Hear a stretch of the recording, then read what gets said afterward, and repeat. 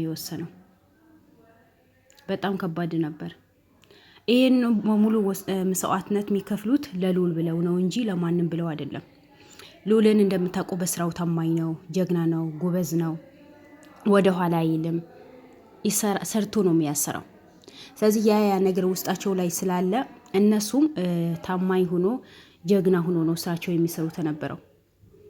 ውድ ቤተሰቦቼ የዛሬው አዲስ ቪዲዮአችን እንደምታውቁት አንድ ዶክተር እኔ ላግዛችሁ ማግዛችሁ ነገር አለ። የአሞቴና የሰራዊት ጎሳዎችን እኔ ብዙ ለፍቻለሁ፣ ብዙ ዶክሜ ያለሁ ሲያቅተኝ ነው የወጣሁት። እዛ ሀገር መንግስት ለሕክምና ልኮኝ ላክም ልኮኝ በእነሱ ምክንያት እቺ ወጣሁኝ። ብቻ ብዙ ነገር ወርቷል። ዶክተር ተብዮ ግን 2 ሚስት ነው ያለው። ውድ ቤተሰቦቼ የራሱ ወንድምና የአሞቴ ጎሳ ሲያገባ ጊዜ የራሱ ቤተሰቦችህን መጀመሪያ መስዋዕትነት አድርግ ነው የተባለው። መስዋዕትነት ማያደርግ ከሆነ የአሞቴ ጎሳ እንዳያገባ ተነገረው። መፍትሄ ተሰጠው፣ ምርጫም ተሰጠው። ከዚህ እንትን እወጣለሁ ካልክ ብዙ ሚስጥር ታውቃለህ፣ ብዙ ነገር ሰምተሃል። የኛ ሚስጥር ከኛ ጋር ከወጣ ከኛ ጋር ከራቀ ይሄ ሚስጥራችን በሆኑ አደባባይ ታሰጠዋለህ። ስለዚህ ከዛ ሁሉ ከኛ ጋር ብትሰራ ይሻልሃል። ከኛ ጋር እምቢ ብለህ ከወጣ ብዙ መስዋዕትነት ትከፍላለህ፣ ብዙ ነገር ታደርጋለህ። እስከ መጨረሻ እንድትጠፋ ነው የምናደርግህ በእኛ ኃይል። ስለዚህ ከዛ ሁሉ የአሞቴ ጎሳ አግብታ ከኛ ጋር ተስማምታት ኖር። ይሄም ስታረግ ደግሞ መስዋዕትነት የምታረገው ነገር አለ ነው የተባለው። ያ ነገር ምንድነው የምትሉኝ? ወይ እህትህ ወይ ወንድምህ ነው መስዋዕትነት ያድርገው የተባለው። አማራጭ ሲያጣ ለሆዱ አዳር የሆነ ዶክተር፣ ራስ ወዳጅ የሆነ ዶክተር በልቶ ለሆዱ ለመውላት ሲል እህቱ ፓራላይዝ አድርጎ ቤት ውስጥ አስቀመጣት። ውድ ቤተሰቦች በጣም አረምን የሆነ እህቱ እንድትሞት መርዝ አጥተዋታል። ሚስቱ ዛሬ እያንዳንዱ ምስክርነት ነው የመሰከረችው። ከዛስ የገዛ ወንድሙ ደግሞ ጎዳን እንዲወጣ ነው ያደረገው። የምታስታውሱ ከሆነ ወንድሙ የእናቴ አባቶቼ ቤት ይሸጥና ከዛ እናንተ ተካፈሉቹ ስራ ትሰራላችሁ፣ እኔ በዶክተርና እየሰራሁኝ ነው፣ ስለዚህ ከእናንተ ተካፈሉትና ስራው ነው የምትሰሩት ብሏቸው ነበር። እነሱም እውነት ነው ያኔ አስማምታቸዋል። ዶክተር አይደለም እያንዳንዱ ነገር አስማምቶ ነው እንዲስማሙ ያደረጋቸው። እሺ ብሎ ቤቱ ተሸጠ፣ ብራቸውን ተካፈሉ። ከዛ ብራቸው ከተካፈሉ በኋላ ዶክተሩ እባካችሁ ለጊዜ ለኔ ስጡኝ፣ እባካችሁ ብሩ ለጊዜው ለኔ ስጡኝ፣ እኔን ስራ ልጀምርበት ሲላቸው ጊዜ ወንድማቸው አይደል? ምክንያቱም አባታቸው መጀመሪያ እናንተና እኔ ስራ እንስራና ወንድማችን እናስተምረው፣ ልጄን እናስተምረው፣ ወይ ወንድማችሁ ላስተምር፣ እናንተ ማግዙኝ።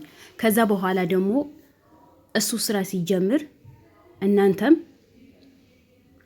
ትማራላችሁ፣ እሱ ያስተምራችኋል። በመጀመሪያ እሱ አስተምረን ጥሩ ደረጃ ላይ እናድርስ ነው ያለው ነበረው። እነዚህም ተስማምተው ትምህርታቸው አቋርጠው ነው የቀን ስራ ሰርተው ነው ወንድማቸው ያስተምሩት ነበረው። ግን ባጎረሱበት እጃቸው ተነከሰ። ዛሬ ወንድሙ መስዋዕትነት አድርጎ ጎዳና ለጎዳና እንዲሽከረከር አድርጎታል። አንድ መስዋዕትነት ከፈለ። ሁለተኛ ደግሞ እህቱ ፓራላይዝ ሆና እሱ ጋር እንዲያሳክማት አድርጎ አምጥቶ ከሁለተኛው ሚስት ነው ያስቀመጣት። እሱም እቤት የሚመጣው ሚስቱ ፈልጎ ሳይሆን እህቱን መርፌ ለመውጋት እንዳታቅ፣ የባለፈው እንዳታስታውስ፣ ምንም ነገር እንዳታረግ ነው የሚያደርገው ነበረው። ይሄ በሙሉ ከማን ጋር ነው ተቀናጅቶ ነው የሚያደርገው? ከአቶ ደጂኒ ጋር። ሌሎቹ ብዙ ነገር አለ። ውድ ቤተሰቦች ዛሬ ብዙ ሚስጥር ነው የወጣው። ብዙ ሚስጥር ወጣ። ዶክተር ሆኖ እንኳን በልዑል ላይ የጨከነው እንደዛ ያንገበገበኝ ለካ በገዛ እህቱ ላይ ጨክነዋል። የገዛ እህቱም እንዳትድና እንዳትሞት ነው ያደረጋት። ሰው በዚህ ልክ ይጨክናል? ለብር ብሎ አይፈታትም ነበር?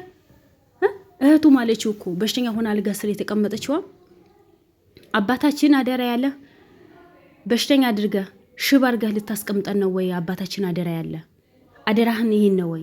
ሽባ አድርጎ ነው ሽባ አድርጋ ልጅቷ ሽባ አድርጋ ልጁን ደግሞ ጎዳና እንዲሽከረከር አድርጋቸው ብሎ ነው ወይ አባታችን አደራ የሰጠህ ነበረው? በዚህ ልክን በእኛ ላይ እንዴት ትጨክናለህ? አንተ ወንድም ከማለት ወንድም የለኝ ከማለት ይሻላል። ምክንያቱም አንተ የሰይጣን አምልኮ ስላለ ሰይጣን ስለሆንክ ከሰይጣን ማይተናነስ ነገር ነው የምታደርገው። በገዛ እህትህ ላይ እንደዚህ ሚስቱ ማለችው እኮ በእናትህ ልጅ ላይ የጨከንክ ለእኔ እንዴት ትታመንልኛለህ? ሌላ ሚስት ቢኖርህም አይገርመኝም። ምክንያቱም የገዛ እህትህ ነው መርዝ በጡጣ ያጠጣሃት። የገዛ እህትህ ናት መርፌ መተህ እንዳትንቀሳቀስና ፓራላይዝ እንድትሆን የምትወጋተ ነበረው። ስለዚህ በእኔ ላይ ምንም ብታረግ ምንም አይቆጨኝ ነው ያለችው። አስቡት። ለስሙ እኮ ዶክተር እኮ ነው። አረ ምን ጉድ የተሰማ ነው።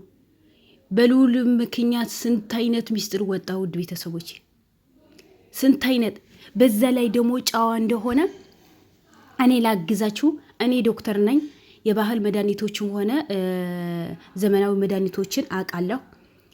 በቀለበቱ ላይ ደግሞ ችግር የደረሰባቸው የስነ ልቦና ምናምን እያንዳንዳቸው መድኃኒት ተሰጣለሁ፣ እኔ ከጎናቸው ሆናለሁ ብሎ ነው መጥቶ የሚሰራው ነበረው።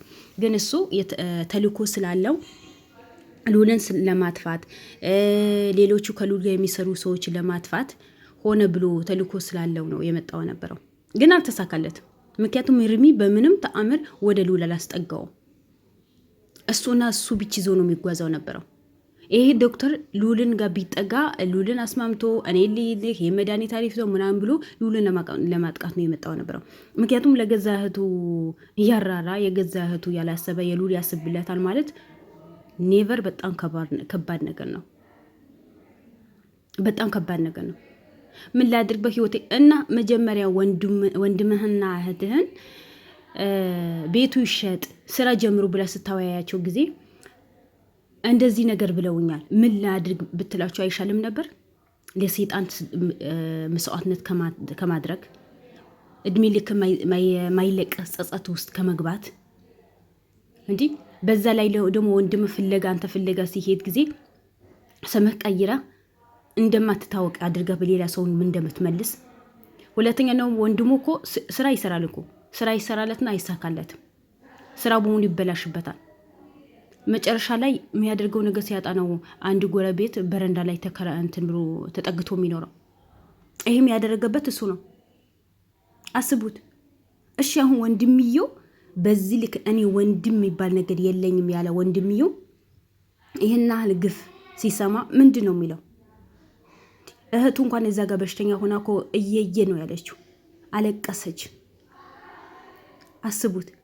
ሰው በዚህ ልክ ላይ በቤተሰቡ ላይ ይጨክናል። አባቱ ሲሞት ጊዜ አማና ብሎ ልጆች አማና እንደ ልጅ አሳድጋቸው። አባትም እናትም ሆነ አስተምረውሃል፣ ከጎንህ ሆነዋል። ትምህርታቸው ትተው ልጅነታቸው ትተው አንተ ነው ከኔ ጎን ሆኖ ያስተማሩ። ስለዚህ አንተ በተቻለ አቅም ጥሩ ደረጃ ላይ ስደስ ጊዜ በተራቸው ያስተምራቸው ብሎ ነው ቃል ያስገባው ነበረው። ግን እሱ ቃሉ አጥፎ ለሰይጣን ገበራቸው። ለሰይጣን መስዋዕትነት ከፈለ። ለአሞቴ ጎሳ ሰገደላቸው። የአሞቴ ጎሳ ባዘዘው ልክ ነው የሰራ። አስቡት። አሁን ይሄ ዶክተር ነው የሚባለው፣ በእሱን የሚታከም ሰው አለ? በጣም ይከብዳል አይደል? በጣም ሼም የሆነ ነገር ነው። ምክንያቱም ሰው በገዛ ቤተሰቡ ላይ በዚህ ልክን መጨከን፣ በዚህ ልክ ማድረግ አግባብ እኮ አይደለም አይደል? አንዳንዴ የሰው ልጅ እንኳን ሼም የሚባል ነገር አያውቅም። እንደ ዶክተርነቱ እንደ አዋቂነቱ የሚያደርጋቸው ነገራቶችን ሰው እንደሚጎዳ ያወቀ ማድረግ ማለት ምን ማለት ነው? እኔ ፈልጎ እኮ አይመጣም። ሚስቱን እህቱን ለመጉዳት ነው የሚመጣው። ካልተኛች ከኔ ጋር ይጣላለች። ምክንያቱም በተኛችበት ነው መርፌ የሚወጋት። እዚህ ዛሬ የዶክተሩ የመጨረሻ ውሳኔ ወጥተዋል። በመጨረሻ ደግሞ ወደ እስር ቤት እንደሚወረወር ነው ይወረወር። ሚስቱም ሆነ እሱም በሰው ላይ የሰሩት ግፍ በልጅቷ እንዳድን አድርገው ያልሆነ መድኃኒት ተሰጠዋት። ፓራላይዝ የሚያደርግ መድኃኒት እንኳን በስርዓት አይሰጣትም። ምግብ በስርዓት አይሰጣትም። ለምን?